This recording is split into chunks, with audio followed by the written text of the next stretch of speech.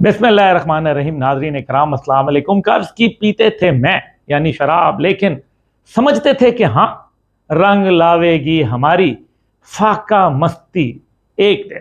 तो जनाब, कर्ज की ये शराब पीने का सफर हमने 1958 में शुरू किया था, जब पाकिस्तान ने पहली दफा IMF इंटरनेशनल मॉनेटरी फंड से $25 मिलियन का कर्ज हासिल किया था। चूंकि शराब पीने का अमल तो शायद आज़ादी के हसूल से पहले का जारी था, लेकिन कर्ज की शराब पीने का जो अमल 1958 में शुरू हुआ वो बिला तात्तुल आज तक जारी है। और शायद इसके तसलसल की एक वजह इस शराब में अवाम के खून की लज्जत है, जिसने इस शराब को इस कदर नशावर बना दिया कि अब अहले इक़्तिदार अवाम का खून निचोड़ने और चूसने का कोई भी मौका हाथ से गंवाते नहीं, जाने नहीं देते।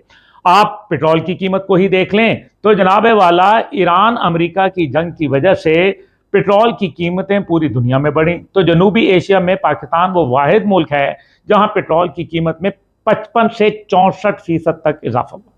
पाकिस्तान में पेट्रोल की कीमत 253 से 414 रुपए फी लीटर तक जा पहुंची, जबकि भारत में फी लीटर सिर्फ 3 रुपए इजाफा हुआ और बांग्लादेश में यह इजाफा 1 लीटर के पीछे 19% का था, सिर्फ 19% का। खैर, सूरत हाल इस वक्त यह है कि जनाब मोहतरम वजीर आजम पाकिस्तान शहबाज शरीफ साहब की हुकूमत अपना तीसरा और मजमूई तौर पर मुल्क का 80वां यानी कि 80th सालाना वफाकी बजट पेश करने की तैयारी कर रही है। अभी तक की जो इतलात मौसूल हो रही हैं, इनके मुताबिक पेट्रोलियम लेवी में मजीद इजाफा, जनरल सेल्स टैक्स GST में 1% का मजीद इजाफा, सोलर और इलेक्ट्रिक व्हीकल्स पर टैक्स में इजाफा, ज़राअत पर टैक्स में इजाफा और बिजली की सब्सिडी को सिर्फ इंतहाई जरूरतमंद और पिसे हुए लोगों तक महदूद करने का प्लान। तो इससे अंदाजा यही हो रहा है कि इस बजट की तैयारी में वजीर खजाना जनाब औरंगजेब साहब ने ज्यादा मेहनत नहीं की होगी, क्योंकि बजट की जो शक्ल हमारे सामने आ रही है, इसको देखते हुए यह अंदाजा लगाना बिल्कुल भी मुश्किल नहीं कि यह बजट IMF का तैयार करता है, मुसल्लतशुदा है, जो किसी भी सूरत अवाम दोस्त नहीं होगा। क्योंकि IMF कोई सियासी पार्टी तो है नहीं जिसने कल अवाम से जाके वोट मांगने हैं।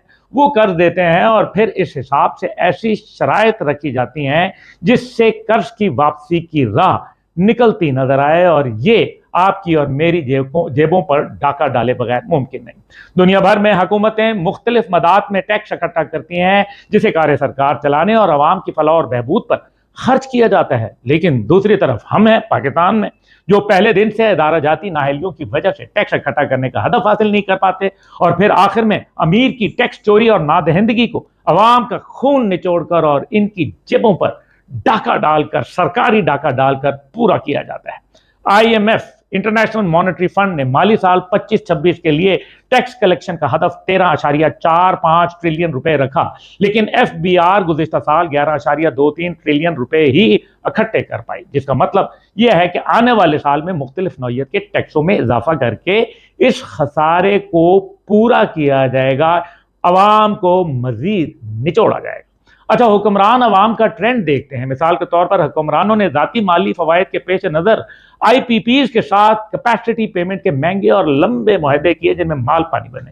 यूं बिजली महंगी हो गई, फिर IMF प्रोग्रामों की वजह से IMF के हुक्म पर बिजली मजीद महंगी करनी पड़ गई। जनवरी 2022 तक मुल्क में सोलर पैनल की इंपोर्ट पर 17% टैक्स था, जिसे किसी को माली फायदा पहुंचाने के लिए मई 2022 में एक जुम्बिश कलम सिफर कर दिया गया। मुल्क में धड़ाधड़ सोलर पैनल इंपोर्ट हुआ और अवाम ने इसे महंगी बिजली के नेमुल बदल के तौर पर खरीदना और इंस्टॉल करना शुरू कर दिया। अवाम ने महंगी बिजली से छुटकारे का हल निकालना शुरू किया तो हुक्मरानों को अवाम की यह खुशहाली चुभने लगी, क्योंकि इन्हें कोई भी ऐसी चीज मंजूर नहीं जिसमें अवाम का फायदा हो। अब इसीलिए हुकूमत ने सोलर पैनल पर टैक्स लगाने का फैसला कर लिया। इस तरह पेट्रोल की कीमतें बढ़ी तो आम आदमी ने महंगाई के इस दौर में इलेक्ट्रिक स्कूटर खरीदनी शुरू की, जो पेट्रोल से चलने वाली मोटरसाइकिलों के मुकाबले में किसी हद तक सस्ती थी, और इससे आम आदमी को फ्यूल और मेंटेनेंस कॉस्ट में भी बचत होने लगी। हुकूमत को लगा मुल्क की मौजूदा मुआशी हालत के पेश नज़र अवाम को इस कदर अयाशी की इजाज़त नहीं दी जा सकती, इसलिए अब अल्हम्दुलिल्लाह हुकूमत इलेक्ट्रिक व्हीकल्स पर भी टैक्स बढ़ाने की तैयारी कर चुकी है और कमर बांध चुकी है। अच्छा, हम बचपन से सुनते आए कि पाकिस्तान एक ज़रई मुल्क है, लेकिन सूरत हाल यह है कि खाने का तेल, कॉटन, दालें तो बाहर से इंपोर्ट होती हैं اور لیکن کبھی کبھار گندم بھی پاکستان کو دوسرے ممالک سے امپورٹ کرنی پڑتی ہے، جیسے کہ انوار الحق کاکڑ کے دور میں ہوا۔ ہمارے ہاں گندم کی پیداوار زیادہ ہے، لیکن کسان کا گندم کی کاشت سے لے کر اس کی کٹائی تک کا خرچ اسی گندم کی فروخت سے حاصل ہونے والی آمدنی سے بڑھ جاتا ہے۔ حکومت کسان کو سبسڈی نہیں دیتی اور نہ ہی فصل کا ایسا ریٹ مقرر کرتی ہے جس سے وہ دو پیسے کما سکے۔ اوپر سے حالات یہ ہیں کہ زراعت کے لیے ملک میں پانی کی قلت پچھلے 10 سال سے جاری ہے، جو بڑھتی بڑھتی 30% تک جا پہنچی ہے۔ اور سونے پہ سہاگا یہ ہے کہ وڈیرا پانی کا رخ اپنے کھیتوں کی طرف موڑ لیتا ہے اور پہلے سے جبر سہتے غریب کو مزید جبر سہنے پر مجبور کر دیتا ہے۔ ویسے تو انڈیا نے پاک بھارت جنگ کے بعد پانی بند کرنے کا اعلان کیا، ہم نے اس کو جنگ کا کہا، خیر وہ ایک علیحدہ قصہ ہے۔ دنیا کے ممالک میں عوام حکمران چنتے ہیں جو عوام اور ملک کے بہتری کے لیے پالیسیاں بھی بناتے ہیں اور اقدامات بھی اٹھاتے ہیں، لیکن ہمارے ہاں تو گنگا ہی الٹی بہتی ہے جناب والا۔ یہاں عوام حکمرانوں کی عیاشیوں کا بوجھ اٹھاتے ہیں، ملک کو چلانے کے لیے بطور ایندھن استعمال ہوتے ہیں، اس سے زیادہ عوام کا کوئی تصرف نہیں۔ اور یہی وجہ ہے کہ الحمدللہ آج پاکستان کی آدھی آبادی 12.5 کروڑ آبادی سطح غربت سے نیچے زندگی بسر کرنے پر مجبور ہے، 2 وقت کی روٹی کے لیے مجبور ہے۔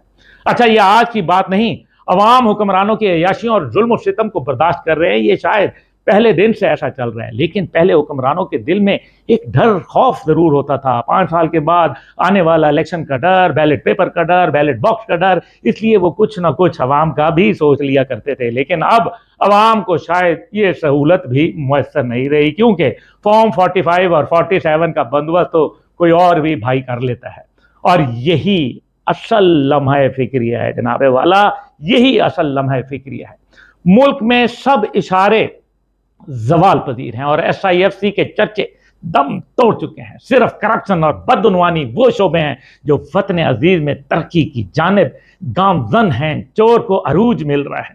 اس وقت طاقت کے اصل مراکز کو یہ سوچنا پڑے گا کہ ان کی حاصل کردہ کامیابیاں کی ثمر آوری اور عوام میں ان کے امیج کی بہتری میں سب سے بڑی رکاوٹ حکومتوں کی بیڈ گورننس، کرپشن اور بد انتظامی ہے۔ اس لیے جس طرح آپ نے بلوچستان کے شرپسند عناصر کو فتنۃ الہندوستان کہا اور ان کے خلاف آپریشن کیا، ٹی ٹی پی کو شرپسند عناصر کو فتنۃ الخوارج کہا، اسی طرح ملک دشمن اس فتنے کو فتنۃ الشیطان کا نام دے کر اس کے کلا کما کریں تاکہ ملک ترقی کرے اور عوام کو سکھ کا سانس میسر ہو۔ اس سے زیادہ میرے پاس کہنے کو کچھ نہیں۔ اللہ تعالیٰ غریب پاکستانی قوم کا حامی و ناصر ہو۔ پاکستان پائندہ باد۔